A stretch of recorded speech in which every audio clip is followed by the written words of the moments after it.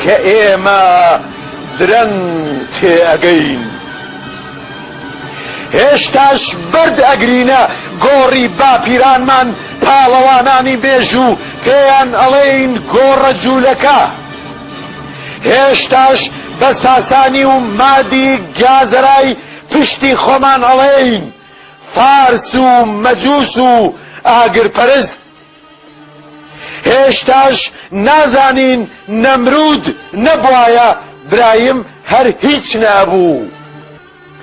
هێشتاش نازانین باوە گوڕگوڕ کاکەی کوردە مەردەکەی ئێمەیە هێشتاش نازانین زەندیق زەندە جوانە پڕ کەرامەتەکەی ئێمەیە کراوە بەجنێ و بەتانە و بەتەشەر هێشتاش نازانین ئەربیل نییە ئوربیلە هێشتاش نازانین ئەبوو موسلیمی خۆراسانی کوردە پڵنی خۆراسانی ئێمەیە و تعریب کراوە و ناوەکەی زۆرانی کوڕی هۆشدارە و عەباسی لەسەر کوردبوون کوشتیان مەنسووری حەلاج کوردە زەردەشتیە چوار پەل قرتاوەکەی ئێمەیە عەباسی کوشتیان قەفقاز کێوی کاسیەکانی ئێمەیە کەرکووک عەرەبخان نییە ئاریبخایە بەغداد بەجی دادی ئێمەیە هێشتا نازانین زەردەشتی فەیلسوف و پێغەمەر ئاڤێستاکەی بە هەورامی ئێمە نووسیوە ئێمەش ئەهلی کتاب بووین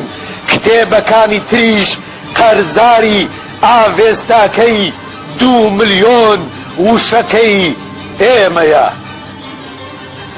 هێشتاش نازانین ئەی ڕەقیب و نەورۆز و ئاڵاکەمان چەند گران و گەورن بەرز و پیرۆزن بۆیە دەست لە سەرسنگ ئێمەی بچووک لەبەریان ڕاناوەستین بڕۆن بە کۆمەڵە و دیموکرات و پەژاک و سەربەخۆیی و چی تریش بڵێن